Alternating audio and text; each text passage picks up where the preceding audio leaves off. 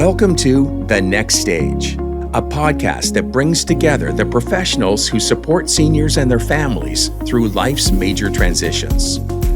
Hosted by Isaac Tallwin from the Krygier Wealth Management team at RBC Dominion Securities. From home care and downsizing to estate planning and legacy protection, we highlight the people making aging easier. And now, your host, Isaac. All opinions and views expressed by the speakers are not representative of views and opinions of RBC Dominion Securities, Inc. All information and opinions provided in this video are in good faith, but without legal responsibility. Today, we are excited to have with us Robert Miles from Kensington Place. I made a vow that I would do the same for seniors.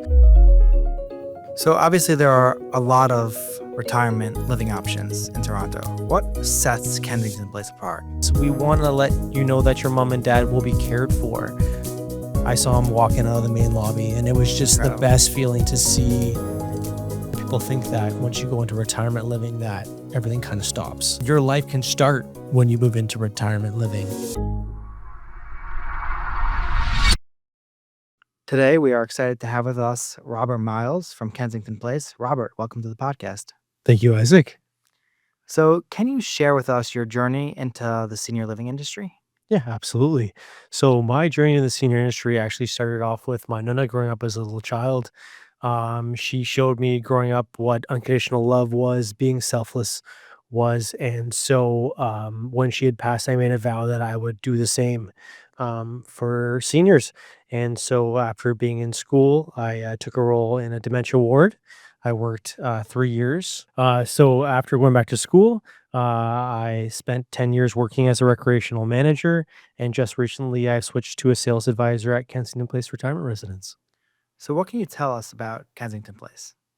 Kensington Place just went through a beautiful $5 million renovation to give the home a beautiful look.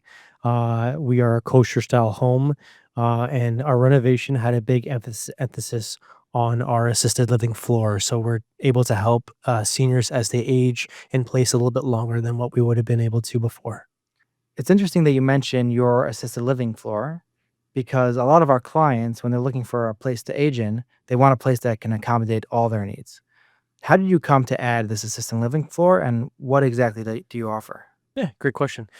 So we added our assisted living floor. So we put in a nursing station on the floor, a dining room, multi-purpose room, a physio room. We have a little doctor's office as well. So by adding the assisted living floor, we're able to provide care a lot quicker to the residents that need it. And then also to be able to help families like you were mentioning. It's not uncommon for us to have a wife and a husband move in, independent living, and then one might age through the process a little quicker. So we're able to keep loved ones together a little bit longer. So obviously there are a lot of retirement living options in Toronto. What sets Kensington Place apart? So I think the big thing we take pride in is that we are a kosher community. We do have a rabbi also that works with us a lot. And I think the biggest thing is we want it to feel like a home. We're not so big as some of these other places. We want to let you know that your mom and dad will be cared for.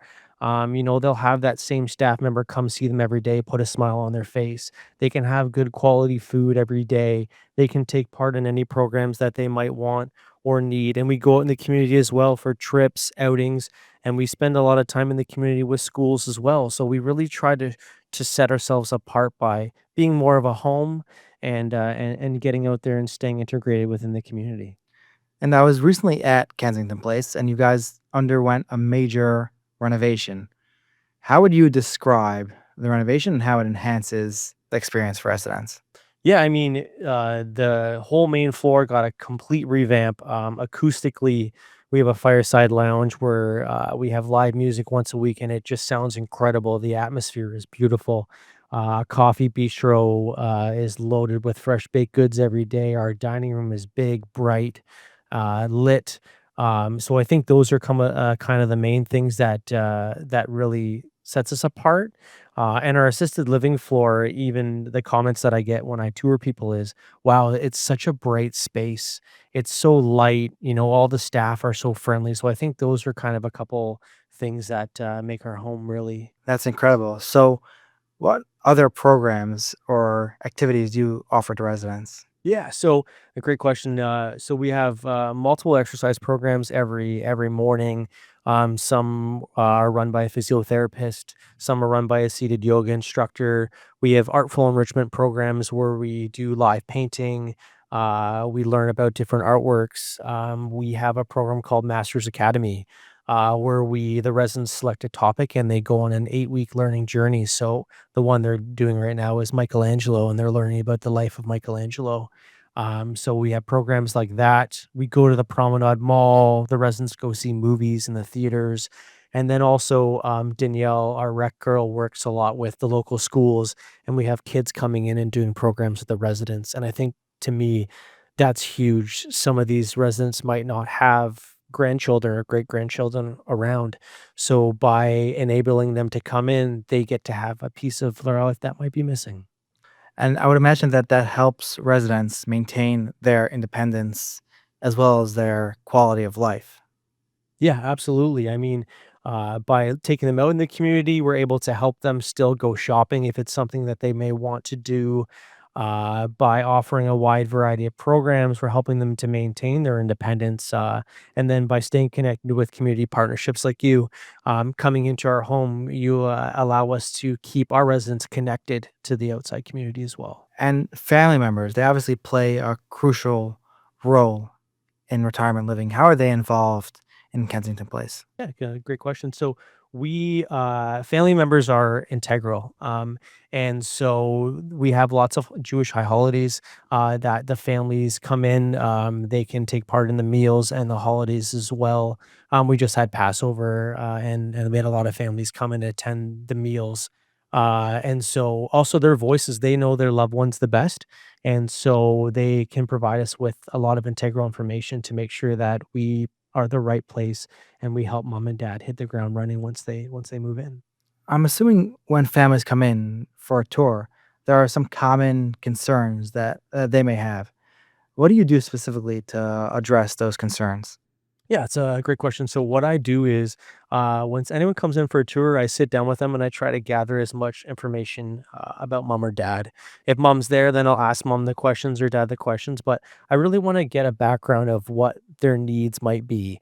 And once I gather that information, it helps me on a tour point out certain things. So, for example, we had someone that just moved in recently that their mobility wasn't the greatest, but they wanted a room with a patio. Well, I had one with a patio right outside the elevator. So right away, I knew that was a room that I wanted to show them.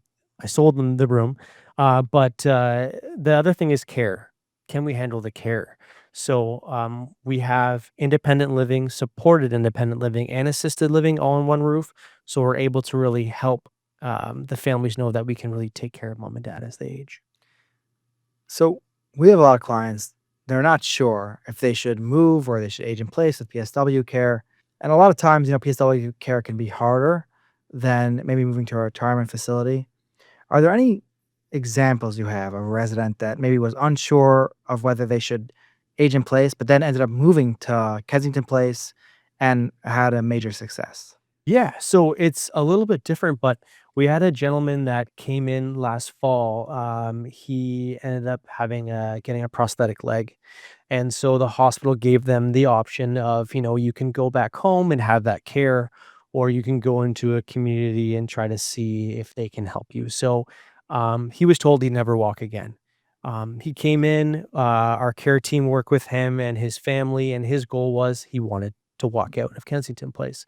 So with personalized care, with the meals that we provided him, with the exercise class, I can still remember the end of December, I saw him walking out of the main lobby, and it was just the Incredible. best feeling to see um, all of us working together to kind of help him reach that goal. That's incredible. So you bring these guys into Kensington Place to help give the therapy? Yeah, so we do respite stays.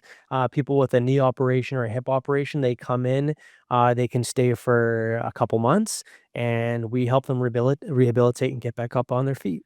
Imagine someone needs like shorter term care, can they come to you and reach out and maybe stay there for a few months? Yeah, we have respite suites and independent living and assisted living, so we're able to kind of help people, and I do a lot of outreach in the hospitals to try to help families realize that we are that kind of option as well. And then I would imagine that the PSW care would be in Kensington Place. Yeah, so the PSW care would be with us, and then they'll have physio referrals as well, so they'll go out and get their physio and come back and stay with us. And do you have specific physio providers that you work with, or how do you vet anyone that comes into your home? Can people bring in their own providers? How does that work? Yeah, so I have an abundance of resources that I can provide families with, and then they can kind of just look and see what one suits them best. If someone's looking to move or start the conversation with a parent about considering moving, what would be some advice that you would give them? Yeah, I would honestly say be patient. It's a big change in someone's life, moving into a retirement home. Try to look at homes that match their lifestyles and what they're like. So for us, being kosher, if that's important part of their lifestyle, then we would be, a place to definitely look at. And then also to bring them along in the journey, get the feel for the home, see how the residents are interacting with each other, see how the staff interact with the residents, see if there's that warm feeling because, if it is going to be their home, you want to make sure that you set them up for success and have them part of that decision. And are there any red flags you would say if someone's going to a tour or retirement home and they see something, would that be a no go? I mean, the biggest thing I think would just look at the atmosphere, look at the people, see how the staff. I think the biggest thing is how the staff treat the residents. Like these are people that are going to take care of your mom and dad every single day. So just see if they take the time to open the door for somebody, or see if they take the time to go back and see if their meal was good. I think just pay attention to those little details. And are there any trends that you see in the senior living space? So I would imagine that Kensington Place now, obviously it underwent a renovation, so you kind of adapted. But are there any other trends that you see in the senior living space? Yeah, I think the biggest thing that we're looking at assistive technology. We're looking that technology is evolving so much throughout the world. How can we use it to better benefit our residents? And so, for example, was during the pandemic when and residents maybe couldn't have seen their families, a lot of homes jumped on Zoom or Microsoft Teams, and they had calls to see people. So I think it's just learning using that adaptive technology to benefit residents, and it's forever changing. Is it hard for residents to access Zoom? Do you help them with that process? Yeah, so our rec girl works closely with all the seniors in the home, but we also are a teaching hub. So we have a lot of York University students that come in through our like nursing students, and we partner them with residents to help make sure that they have a smooth transition. And any manager or any staff in our home never have a problem helping anybody else out if they need it. Well, yeah, we find with our clients a lot of times, especially with seniors, they're not even educated on, how to withdraw or use their online accounts or things like that. And Zoom, obviously for them during COVID, it was specifically new to them. Mhm. And so to understand that your home would kind of guide them through the process of how to use those virtual tools really helps. Do you have anyone doing virtual tours of your home? So we do have platforms set up. I did tour someone from the US on my phone.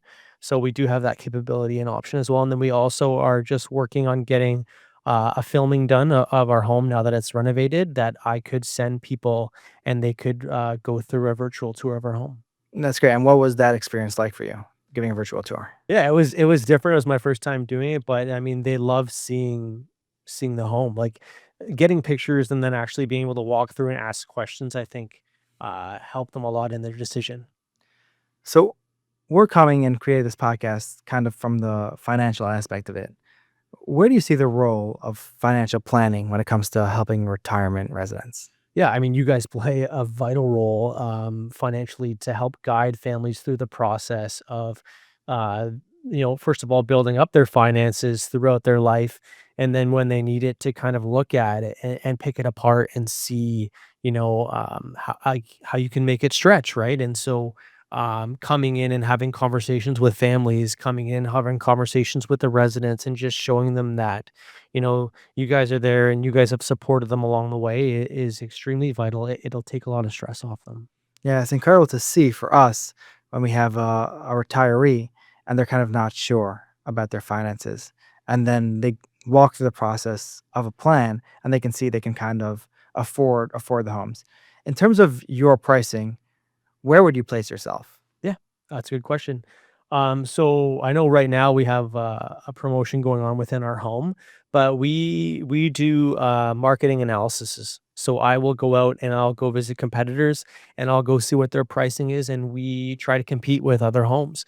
We try to be, around that price or maybe better if we can, right? So we work with families, and we try to stay as competitive as we possibly can in the market. So obviously there's a risk, or retirees are a lot of times worried that the price of their home will rise as they age. How do you guys address that? Is there a cap where it'll go up a certain amount, or the added services? Do you have sort of a transparency within that space?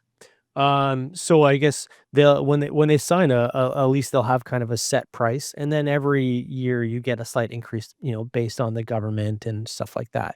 A nice thing about Kensington is a lot of homes, they're 60% rent, 40% hospitality. Well, because we are a kosher home, it's flipped. So we're 60% hospitality, and 40% rent. So what that does is if you have a good tax guy, you're able to write off a lot more than you would if it was flipped the other way around. So that's kind of something nice that we are able to kind of help families with. If there was one thing that you would hope people would take away from our conversation about Kensington Place, or a misconception people may have about the senior marketplace in general, what would it be? I would say that a lot of people think that once you go into retirement living that everything kind of stops. And I would say that's not true. Your life can start when you move into retirement living. And I mean that by saying that, you don't have to worry about cooking ever again. You don't really have to worry about driving if you want. We have a bus that takes you out in the community. You get to make friends. I mean, being home is great, but what if you're at home alone? That's not so great. So I think, being able to not have to worry about those kind of things is amazing. And there's so much people are missing by not even coming and walking in through the door. So I would just encourage people to just come see what we're all about. Come walk in the front door and let me show you how amazing our home is. And I actually remember going to tour Kensington Place, and people have this image in their mind where retirement living can be this sterile, clean environment where you kind of lose your independence. But walking into Kensington Place, it was obvious that it's not the case, and it's obviously a beautiful facility, beautiful gourmet meals, and a place that's could be really worthwhile looking into. So it's been an honor having you, Robert, and thank you for joining us. Yeah. Thank you, Isaac, for having me, and I truly appreciate it.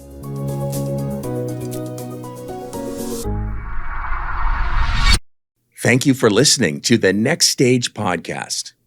If you found this episode helpful, be sure to follow the show and share it with someone who may benefit. For resources and ways to connect with trusted professionals, check out the show notes below.